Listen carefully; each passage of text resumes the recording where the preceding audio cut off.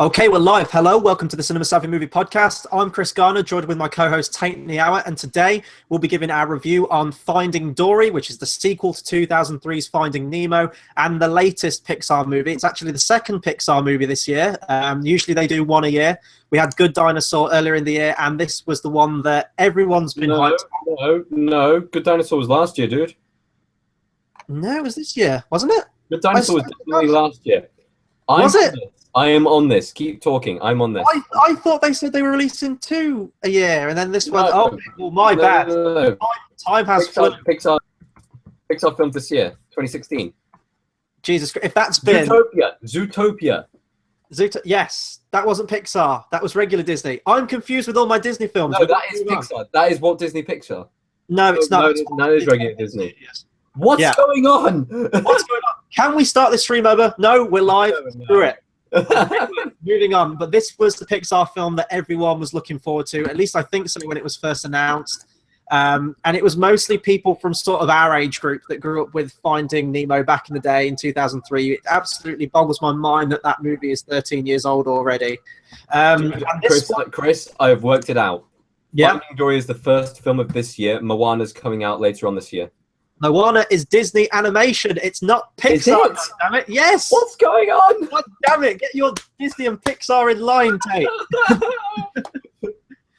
Okay. This is why I don't like Disney moving into CGI animation, because it just looks the same as everything else now. Okay, I'm on the Pixar upcoming page.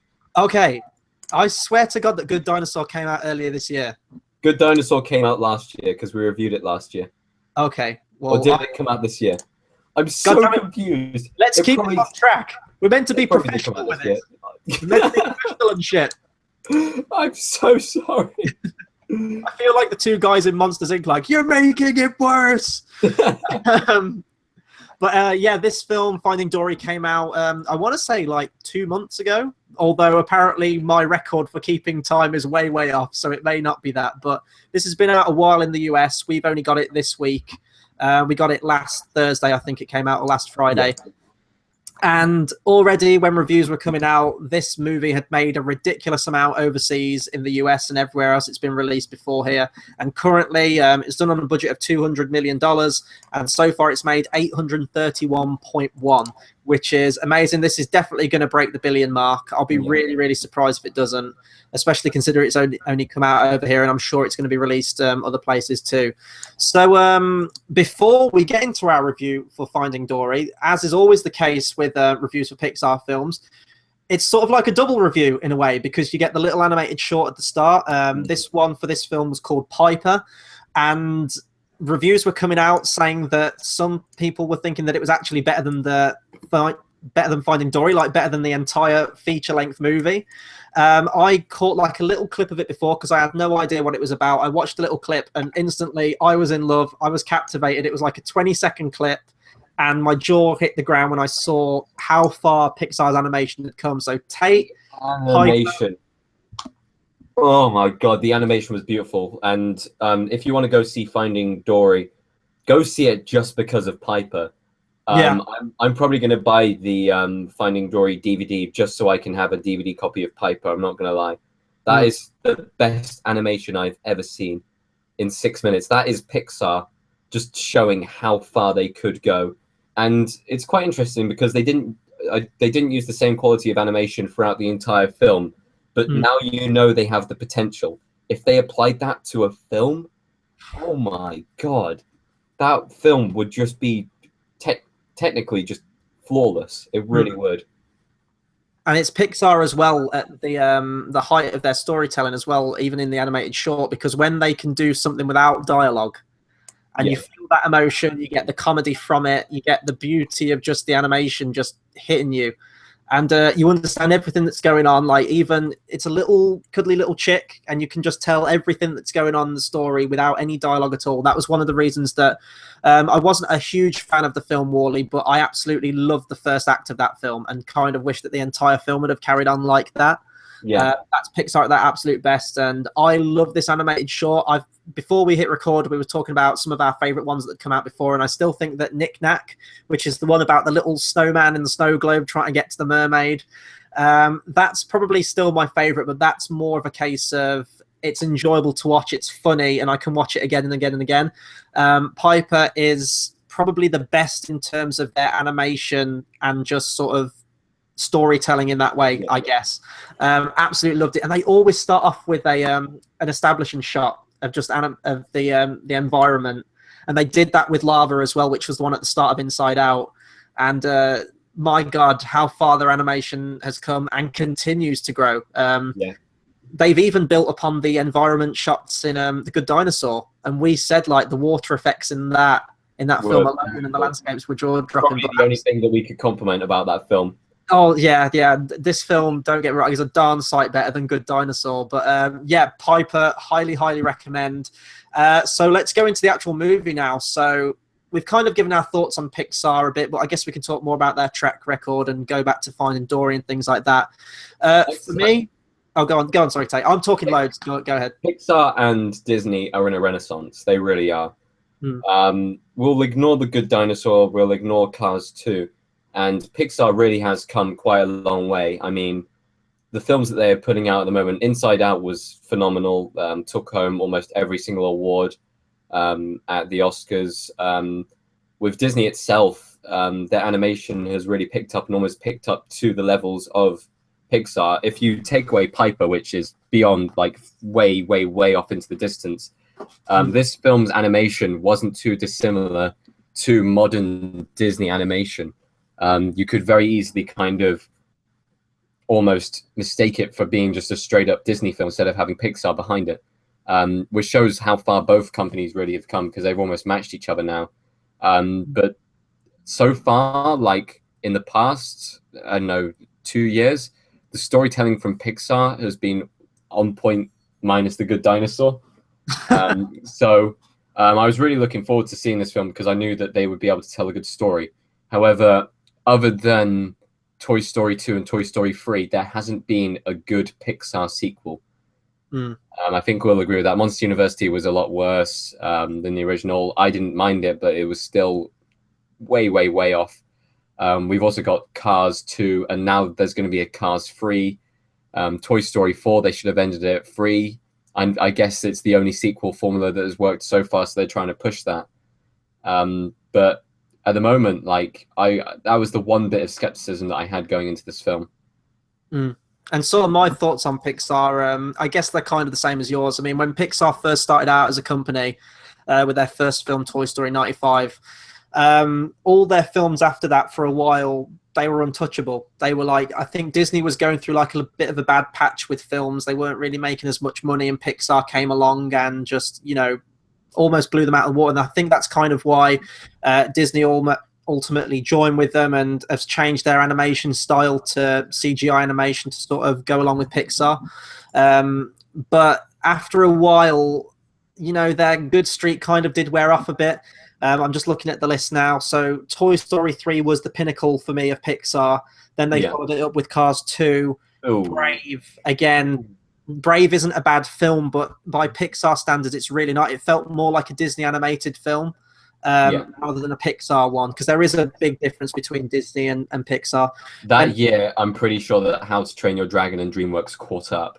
And that wasn't good for Pixar. Now, that's absolutely the thing now. You look at the 90s and it was kind of Disney was top dog constantly, Pixar slightly edging it out or getting a bit more street cred. And now animated films tend to be so good that DreamWorks are matching quality to Pixar and Disney, which is insane.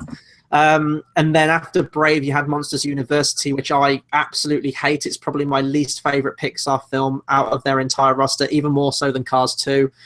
But then they do Inside Out, and Inside Out for me was like a return to form from the same vein. It's because it was an original idea, and then they went and did The Good Dinosaur, which is an original idea, but wasn't that good other than, hey, look at our animation. Yeah, and from 2001 to 2009, Pixar were just bringing out original ideas nonstop, and then they've kind of gone into the whole sequel thing. Inside Out, they follow it up with another original project. Unfortunately, didn't go as well as they planned with The Good Dinosaur, but I think that was troubled production and just different ideas just butting heads with each other, and it didn't work. And then when Finding Dory was confirmed, initially I was really kind of upset about that because to me, and I'll still go on record now and say it, Finding Nemo is one of my favorite animated films ever made. Every time it's on the TV, I always check it out. I love that movie to death. And I just thought that a sequel was unnecessary. The story ended. Yeah. It was a complete beginning, middle, end. It was a really nice story. The moral at the end is perfect. And it didn't need anything else. And especially with it being Finding Dory, I was really concerned about Dory becoming the focal point of the film. I think that I've actually spoken to a lot of people recently, George for one, who hates the character of Dory, like loads. And that's one of the reasons I think he likes Finding Nemo, but that's one of the weakest things about the film for him is the character of Dory. Yeah. I agree she can be somewhat annoying, but I think she works in the first movie because she is that supporting character. She is the comic relief, and she plays that role really well. My concerns for this one, and ultimately they were kind of met, honestly, with this film, is that Dory as the main character for me didn't work. No. She's got one character trait, and they batter that trait to death in this movie. And I'll tell you why they used Dory. Because Ellen DeGeneres needed funding for her show. My sister watches Ellen, and my sister, I think her favorite film of all time, other than Point Break, is Finding Dory. She can quote this film word for word. No, sorry, Finding Nemo, the original. And Ellen DeGeneres, so her show, I think she hands out like over $20,000 worth of money per show. So it's a very expensive show to run. And I feel like she obviously wants to do this film again because it's like the character that she is most associated with. Yeah. I don't think anyone actually associates her with anything else other than Dory and maybe the show that she runs. But seriously, this film felt like it was just her coasting. Yeah. And if we're going into initial impressions on this film, I didn't hate it, but it really, honestly, just didn't do anything for me. It didn't have any of the magic or even the comedy of the first movie for me. It felt very tired. It felt very... And I don't want to say uninspired because I know just how many people worked on this movie and they didn't go into intending to make a bad movie. And the animation is stunning throughout. I can't fault the animation at all. But I think it was just a weak story. It rehashes a lot of the beats of the first film, as many sequels do. And again, it ultimately boiled down to Finding Nemo being strong on its own merits, that it didn't need a sequel. So anything you make after that will feel tired. And it almost felt like a direct-to-video sequel in a lot of respects. It did. And that's strange for Pixar. I mean, Cars 2, even though it was not that good, Monster University, even though it wasn't that good, it didn't feel like a straight-to-video sequel. This did. I can't fault the animation because Pixar's animation is always flawless. But the voice acting in this film, I'd say from the original cast members, not that good. Yeah, felt really tired. Really, really bad. The people who were introduced into the film, characters such as Hank, we had Idris Elba playing, I can't remember what his name was, but the sea lion, Destiny and Bailey. They were fresh and they were a good introduction into the franchise. They all kind of helped move the story on. However, there were a lot of problems with this film, mainly to do with the original cast. Maybe that, I don't know, their heart just didn't seem in it. The story felt, in the first film, it felt like you could go on the adventure with them. In this film, it just felt like you were being dragged along. Of various different situations going on throughout the entire, what was it, wildlife center or the... Yeah, it was like a animal rehabilitation center, really, wasn't it? Like they adopt like injured animals. So basically, Dory checked into rehab to go and prison break her parents. That's basically the film. We haven't actually read the plot on IMDb, but I think that's a pretty... I think that does. Let me read the plot on IMDb. Yeah, go on. The friendly but forgettable blue tang fish begins a search for her long-lost parents, and everyone learns a few things about the real meaning of family along the way. Isn't that like every Disney plot ever written, ever? That last bit of that. I love how you did it in the movie voiceover guy as well. That's always terrible comedy films. It's like Adam Sandler in Pixels coming this summer. I thought you could go Jack and Jill, but I could go Jack. That was moving swiftly. Okay, this film is not Jack and Jill, but it might be Pixar's Jack and Jill. I thought you was going to say it may as well be. Can we talk about the one character who? Okay, two characters that I liked above every other character. Yeah, and those were Hank, the depressed octopus who just wants to sit in a corner, basically, and Destiny, Destiny the ditzy whale, or whatever she was. I liked both of them. They were fun. Honestly, one of my concerns from the trailer was when I saw Bailey, not Bailey, sorry, Destiny. When I saw Destiny and when I saw Hank, everyone basically except for Idris Elba Sea Lion, I was like, oh, these characters, these side characters don't look as funny as the Tank Gang, and they're not. Don't get me wrong, nothing comes close to the characters from Finding Nemo. Not even close. But why didn't they bring back Willem Dafoe? I know.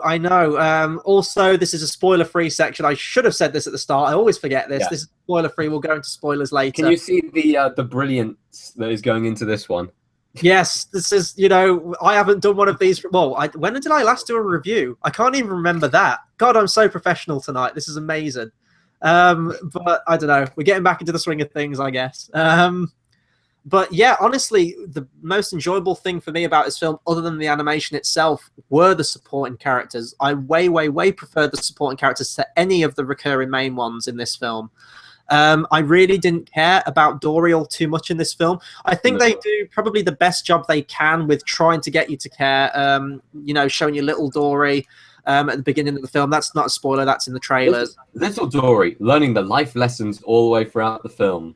Yes. Oh boy. And then Marlin, you were right with the voice acting. It just felt really uninspired. It didn't feel as quick or as sharp or as, as hard hitting. And obviously they've had to recast Nemo because the kid who played Nemo way back in 2003 will be all grown up now, and it'd be Bye, Dad. Wow. Wow. Nemo, no. But yeah, all the supporting characters were great. Destiny, Bailey, Hank, Idris Elba Sea Lion was probably my favorite out of all of them. He wasn't in it enough, which made me think they were kind of pushing Hank to be a key character. Because from most of the posters, it's just Dory and Hank, isn't it? Yeah, and with Hank as well, I don't want to go too much in depth to it, but yeah, sure. From the trailers, I was thinking they were going to go somewhere with that character, which they ultimately don't. No, so, I understand. I think I know where you think it was going to be going. I don't know if that's a problem I have with the movie, if I applaud them for not being predictable with it, but because of that, it doesn't feel like you have much of an antagonist, and I guess I've kind of gave it away there with what I've said, but with the first movie, you kind of had the dentist and you had Darla, and whereas they weren't like a big overarching antagonist, it was a goal, it was like a kind of a bad character. This film really didn't have any sense of that, and that's why it felt very direct to video for me. It just felt like with Toy Story, when they did like those little animated shorts afterwards, which were like 20 minutes a piece, it felt like a slightly longer feature-length version of one of those. Like, there's not many stakes. It feels very kind of like a what if this happened after Finding Nemo. I think ultimately my negative for this film comes down to the story and how it is pretty much a retread of the first one. It goes through a lot of the same beats of the first one. And the new stuff there, it's all right. Like, some of the supporting characters are cool, but like the environments and everything like that, the animation's great, but ultimately this film takes place in a grim, grey, corridor-filled sea life sanctuary. And there's none of those just sit back and just be blown away by the amazing animation. There is one of those moments in this film, which I'll come to. I'll probably say exactly the same moment on that one. Yeah. But to be honest, it's the comedy in the film isn't there. It's weak. It's really weak. And that's why it surprised me when I checked, and it's the same director, it's the same writer as the original one. I don't know. I really don't know what went wrong. I think it's because they know that it prints money, and instead of going for a comedy angle, they wanted to go for let's send as many messages as possible. Let's try and teach some kids some stuff that they probably won't learn in school the next day. Yeah. Definitely not. I really want to go into the spoiler section because I feel like we can truly talk about the film in that section, and I can truly say the one reason why this might be just the weakest, not the worst, but definitely the weakest one out of all of the Pixar films. I wouldn't go that far and say it's the weakest. We'll go into positive, negative, and sort of recommendation, then we'll go straight into spoilers. So if you want to go ahead with that first, your biggest positive and your biggest negative of the film, and ultimately would you recommend the movie? Positive, animation, the side characters being brought in. Negatives, the story, the lack of humor, and just the general lack of effort from most of the cast. Yeah, I will pretty much agree with that. Positive, without question of a doubt, the animation, you can't fault that. The textures on things have come such a long way since the first Finding Nemo. Not to say the first Finding Nemo film is bad, it still looks amazing and way, way above most animated films, even still to this day, but they definitely have improved. Negative, I'll kind of agree with you. It's ultimately pointless. It didn't really need to be made. It's not a compelling story or continuation to the first Finding Nemo. Many of the voice actors returning from the first one feel really bored or just kind of winging it. And also, I'll bring this up as well.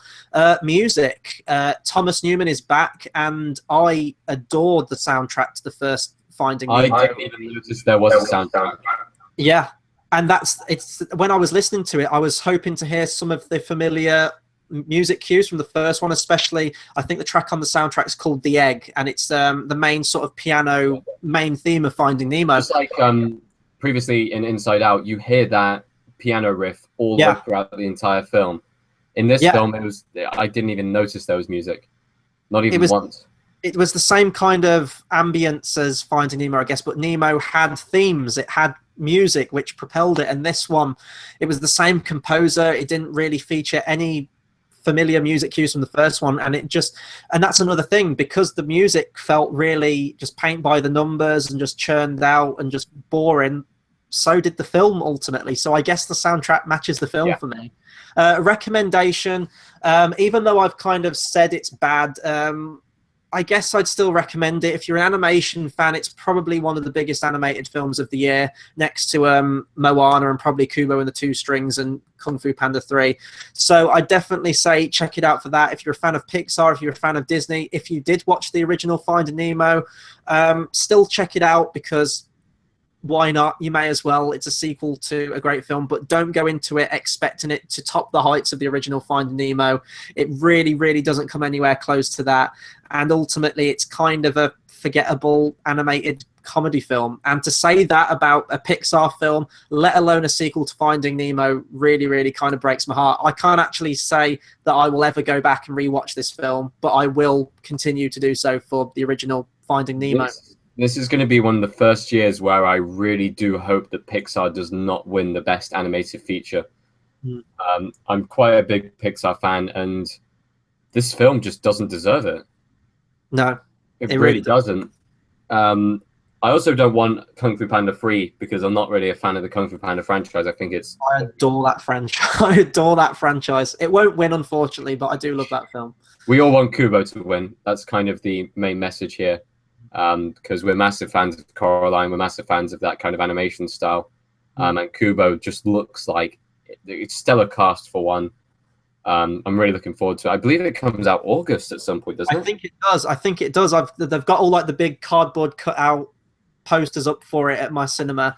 I got a trailer of it as well before this film, and While My Guitar Gently Weeps, they play a cover of that in the trailer, and it just looks more and more spectacular and more glorious every time I see a trailer for it. So I will be seeing that one this month for sure. So should we go into our spoiler section? Yeah, sure. Yes, we should, yeah. So let's sort of kick off where the movie does. So we ultimately are thrown straight into a flashback to the original well, before the original Finding Nemo film, where we see baby Dory, and already from that point she's forgetting stuff, and it's very cutesy, it's very adorable. They try and make little Dory look as cute as possible with the big Disney eyes, and I was kind of into it. I thought, okay, this is nice. It's a bit cutesy for me, but it's okay. And they age her like really quickly in that opening. I really wasn't expecting that. I thought they would keep her as little baby Dory throughout all the flashbacks, in all honesty. But when it kind of catches up to the actual film and it ties in with the original Finding Nemo, I thought, oh, that's cool. I like how they've done that. And if we're talking about references to the first film, I thought they were in it sparingly. It wasn't like Ghostbusters, where it keeps beating you over the head to try and remind you that the original existed. It's like a few throwaway lines here, especially about when they're talking about a whale, and he says, oh, I'm still having nightmares about that. There's a few little bits here and there, but it was nothing that detracted from the movie itself. And I kind of liked Dory's parents in it, ultimately. Like the whole thing with the flashbacks, I thought there's not really many stakes. It's probably the best way they can go about it with the flashbacks, and Dory kind of like periodically having these flashbacks when she sees a similar location or a word or something like that. So what did you think of the opening, and then ultimately the 1 year time jump? I wasn't a fan. Didn't care? No, not even slightly. I didn't actually care for Dory's parents throughout the entire film. There's only one moment, and that was when they were crying, because that was the only moment where they actually did anything throughout the entire film. It just felt like it was unnecessary that was the way they took the storyline. I think that was the only way that they could think, oh, that will make Dory the center of the picture. And that's kind of what they wanted for this film. Yeah, and I mean, with Finding Nemo, if you are going to do a sequel to it, you kind of run into the trap of, oh, what's going to happen? Is Nemo going to go missing? You'll kind of have like the Home Alone effect. Like, really, how many times can we leave this same kid at home every single year? What you could have had the opening scene of Marlin getting murdered in front of him, and then Nemo having to fend for himself. Oh, your face. Actually, it's funny you should say that. When I was going into this film, I thought, are they going to go with like a really hard-hitting opening like they did with Finding Nemo? I was like, okay, little baby Dory goes missing. That's not nah. You see Nemo, Rambo Bandama, gun. Let's do this. That's the sequel I want to see. Oh, can you imagine? Nemo's older now. He gets all Rambo'd up and he wants to get revenge on the barracuda that murdered his mother. Make that movie! Finding Cuda. See, we've already got the name for it. How about, right, let's Dragon's Den this shit. Let's find Pixar's number and pitch this movie to them. This has to get made. Make it an 18. Yeah. Oh my god, I want to see this movie to death right now. But going back to like Dory's parents and stuff, I didn't mind their characters. They're kind of, I won't say they're pointless because they're kind of integral to the plot, but there's not much to them. Although I really like the voice actors they got for both of them, Diane Keaton and Eugene Levy. I'm a huge Woody Allen film fan, so seeing Diane Keaton in some way in a movie again is really, really nice. That's what I mean. Like, I can't fault any of the voice acting other than like Dory and Marlin, really. Yes. In this film. Dory, Marlin, and well, it's a kid actor, so you can't really say Nemo. Yeah, he's not really. But then they go into the compound, and Hank gets introduced, and I quite liked Hank's character because he was permanently depressed. You could always tell. He just wanted to get out. He didn't want any fuss at all. And I liked that character trait, and I knew that he would turn around and he would stay in the end. That was always going to happen. It would have been nice for Dory, or it would have been interesting to see Dory letting go of another friend maid and Hank parting ways with them. See how Dory reacted. Maybe not scared this time when someone goes away. That could be a lesson that's learned. But in the end, it just felt like they really honed this one in. Can I please talk about the ending? Can I just go back to Hank? Well, actually, before Hank, one of the things that surprised me and was completely surreal, but I did get a laugh out of it, was, "Hello, I'm Sigourney Weaver." Yes. What? Oh my god, this is awesome. What was Sigourney Weaver doing? Was she just like passing through the Pixar studios that day and they said, do you want a part in the movie as yourself? You never actually see Sigourney Weaver. I was kind of hoping for like a Pixar rendition Sigourney Weaver, but that was kind of surreal. But Hank, and I mentioned this in my spoiler-free, I guess I shouldn't have because I kind of gave it away, but there's always a character in these Pixar films where you think they're kind of going to be the villain. It was kind of the Lotso Hugging Bear character or the Stinky Pete character. It's that other supporting character that's kind of a crotchety old guy who's just like, he has an agenda. You think, oh, he's got an agenda. He's going to turn out to be a villain or something. He's going to betray them at the end. And ultimately, that's not the case. He's kind of just like a really depressive character who wants to stay there. He doesn't want to be released. And I liked his character. You get some really cool animated things with him and sort of how they use his camouflaging ability. The scene where he's trying to sneak her into the office and he disguises himself as a pot plant outside was really, really cool. And even in the credits for the film as well, like the first portion of the credits, he's in every single frame. And it was like a Where's Wally kind of thing. Like I enjoyed doing that. Yeah. That was quite fun. I'm glad that wasn't just me. But no, other characters as well we mentioned. If we're going to sort of like skip to the ending then now, I do question why Destiny's tank was right next to the edge of a cliff without any protective walls or anything if they knew that she could jump out of the water for that Free Willy moment. The whole point was that she was in there because she was short-sighted and she couldn't see the wall. I guess so, but even so, put a wall up. Put a goddamn wall up or something, you know? We're going to build a wall and we'll make the whales pay for it. Oh, topical. But yeah, I like the finale of those escaping, but let's be real here. In Finding Nemo, it is fish problems. It is getting captured and put in like a small little aquarium, little fish tank type thing in a dentist. It is getting caught in trawlerman's nets. It is getting picked up by random scuba divers. It is fish swimming for thousands of miles using different kind of the ecosystem within fish to kind of get around. In this film, it's an octopus and a fish kidnapping and then driving a car. Yeah. And, well, I won't say... I'm sorry, but that completely takes it away from me. Did it jump the shark? Did it literally jump the shark? That not only jumped the shark, it drove the shark into the sea. I'm sorry, but if you're doing a movie about fish, you've got to keep it topical to fish. Yeah. You can't have... I know that they're speaking fish with like human faces or whatever is going on with the animation there, but you can't have a fish and an octopus driving a car, and it doesn't fit the movie even slightly. It doesn't. One thing I want to talk about as well, not so much with that, but more for like the entire film itself. I clearly not clued up on my animal facts.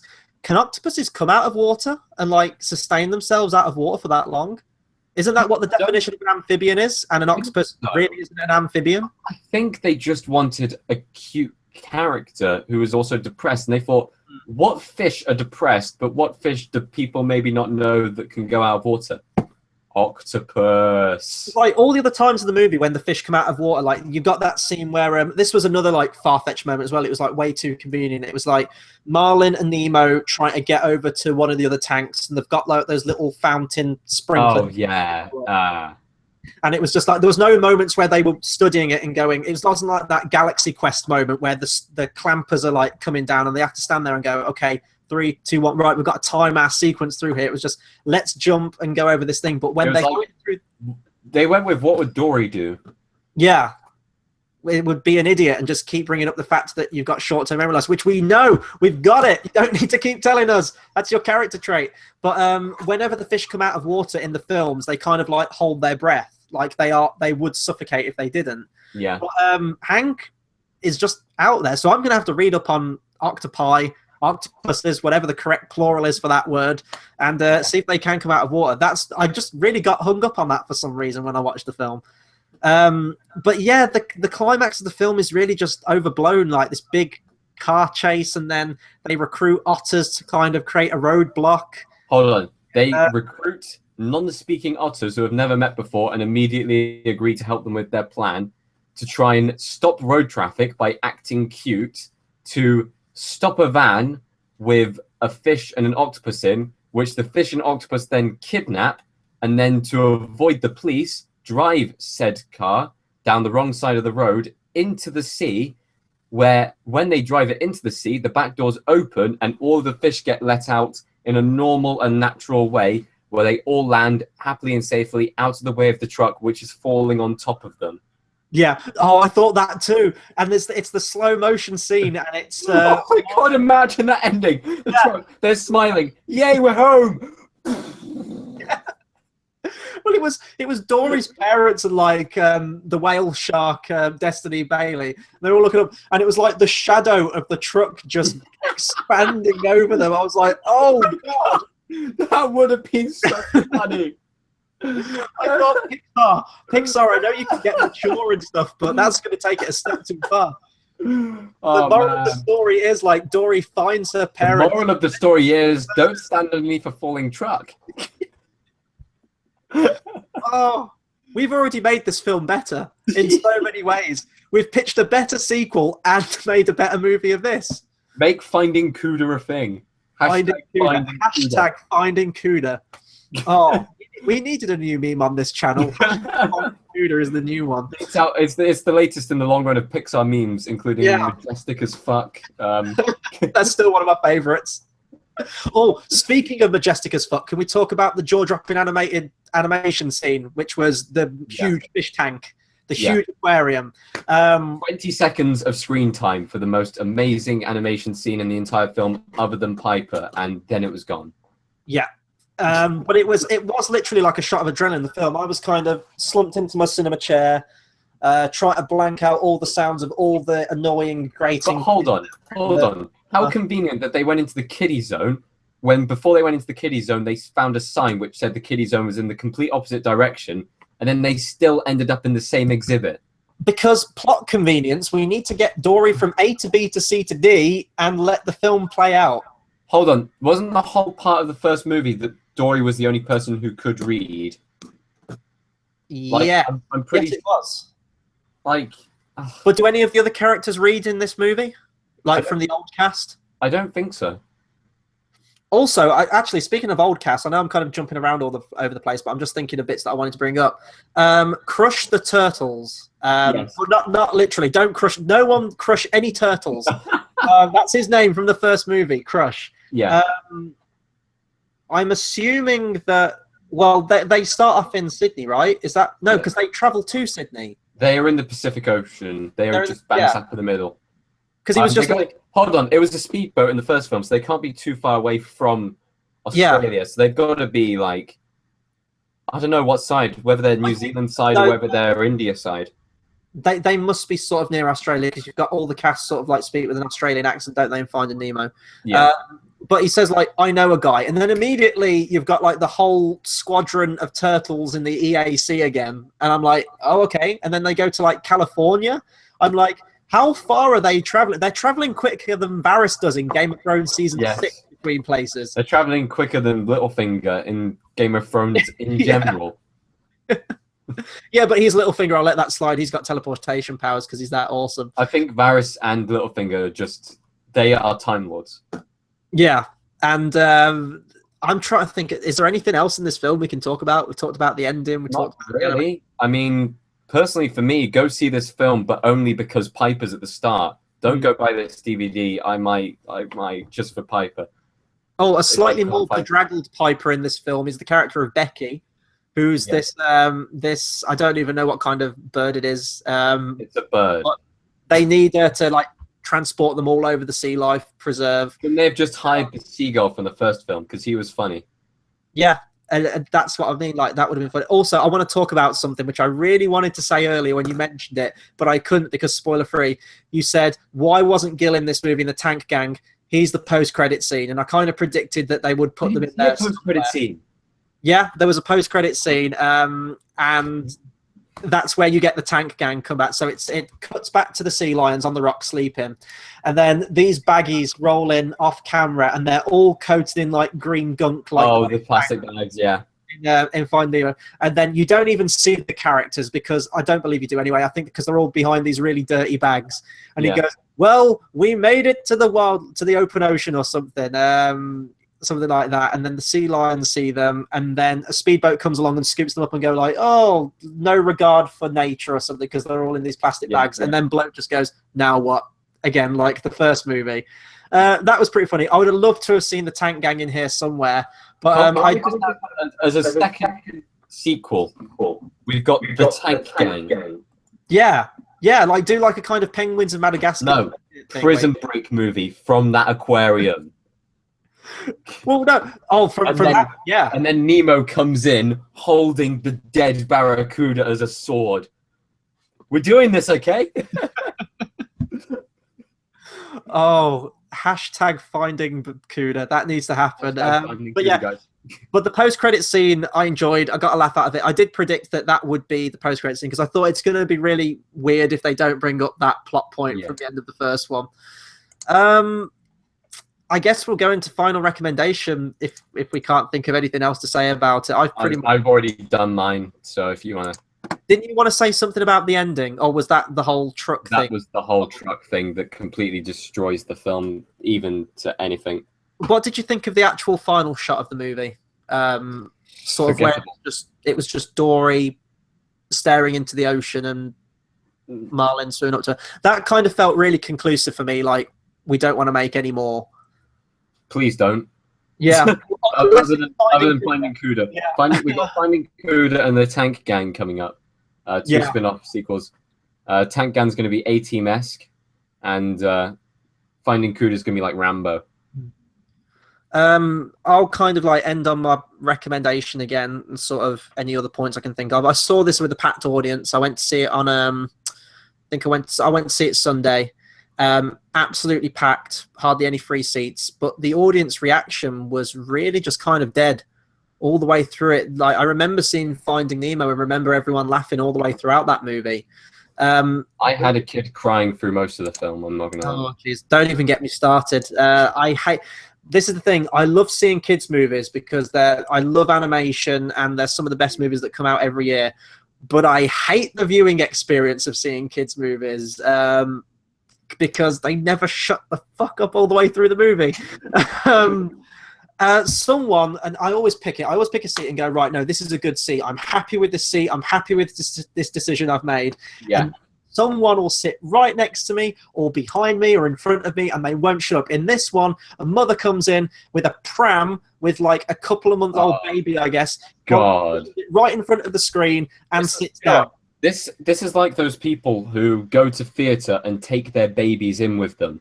It's a kid. It's loud music. They're gonna cry. Why did you bring them? Yeah, why? And it was all the way through, especially that like fiber optic squid thing that chases them in the movie. That anything loud, it was just constant. And I was like, even in Piper, I was trying to get emotionally attached to the film that was happening, to the animated short. I wanted to cry. I wanted to feel emotion. But then McFuckerson over there in the cinema who won't stop crying or stop talking or stop laughing, I'm zoning in on that now and I'm not paying attention to the movie. And that depresses me, and it happens every single time. I will kind of round off with saying that this film, it does hit a lot of the beats of the first one, especially kind of just getting like accidentally pulled into this adventure. You've got another kind of fiber optic down in the depths action sequences with a big fish, and the other one, it was that one with like the really sharp teeth that they strap the goggles to. In this one, it's the fiber optic squid. A character gets kidnapped by a human and locked away, and the other characters have to try and get them out of there. It's a lot of the similar plot points, and that's one of my biggest negatives. It's a tired plot. A lot of the voice acting is tired in it.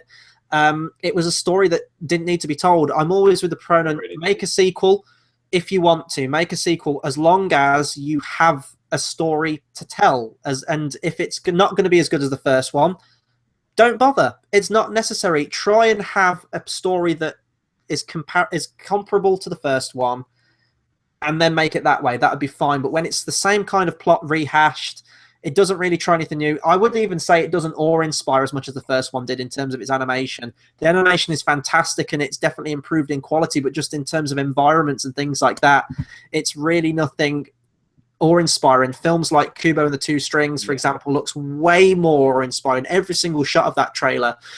Kung Fu Panda 3 for me, I know you didn't like the movie, but that to me, the animation that was flawless, probably the best one of the franchise so far. And what I've seen from Moana as well, it looks Moana great. looks good. Zootropolis had fantastic moments where they first enter Zootropolis on the monorail.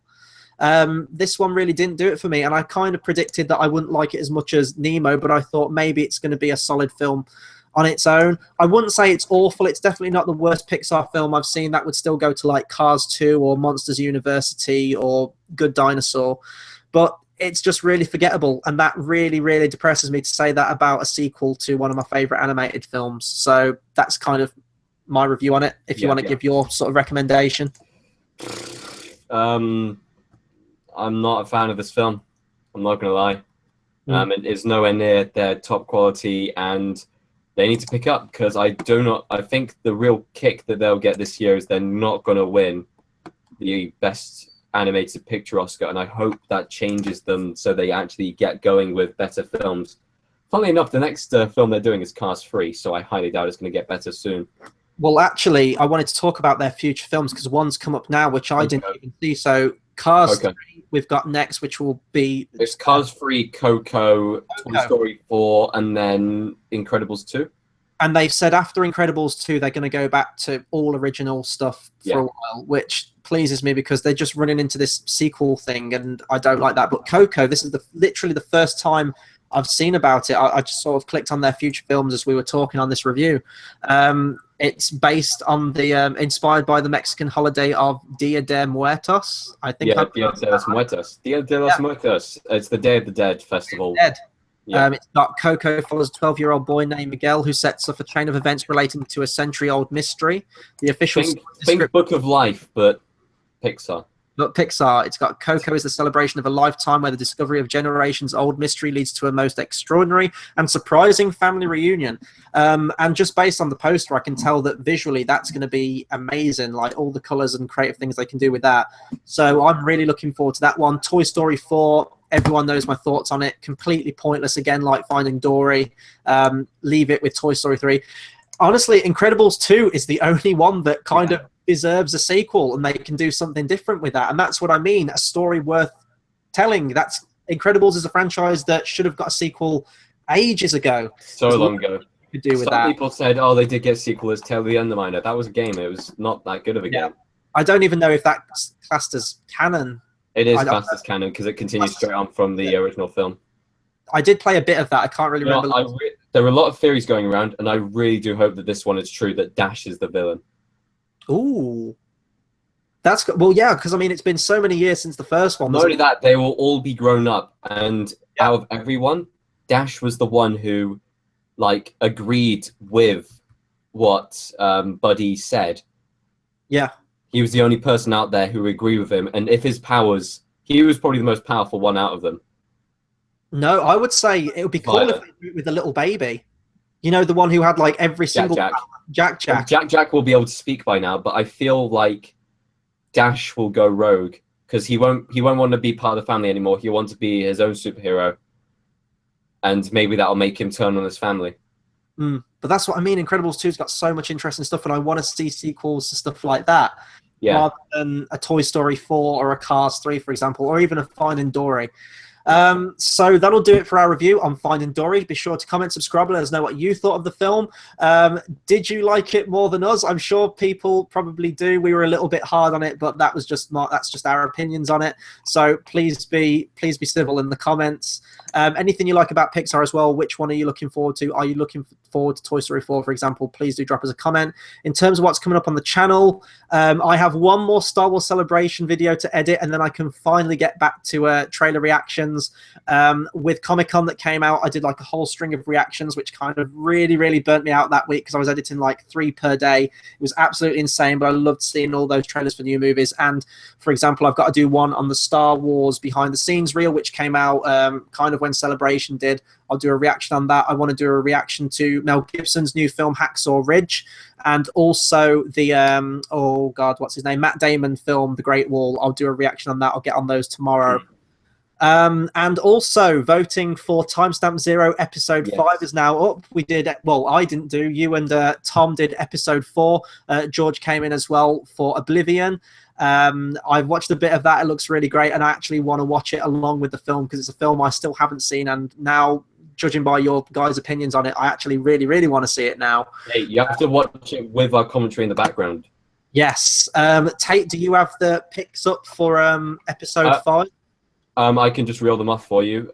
They are Ex Machina, Rescue Dawn, Sunshine, Jaws, and Hidalgo. Yeah, these are all Tom's picks. As I said, you can get voted on that. In the description below is the straw poll link. Just click that, and you literally just click whichever film you want to see us do a reaction to, commentary to. That will be at the end of August. I believe it was the 28th. Did we say? Was it the 28th? It's the last Sunday of August. Whenever the last Sunday of August is, that's when we'll be doing it. But they're always good fun, especially if it's a film one of us haven't seen, because you gauge our first time reaction to it. But yeah, so there's a lot of stuff happening with the channel. We're also looking into new co-hosts and things like that, so there is a lot of stuff going on behind the scenes. So please hit that subscribe button. It's the best way to keep updated with all of our content. And until the next review, which should probably be Suicide Squad at the end of this week, looking forward to that one. We'll see you then. So see you next time, guys.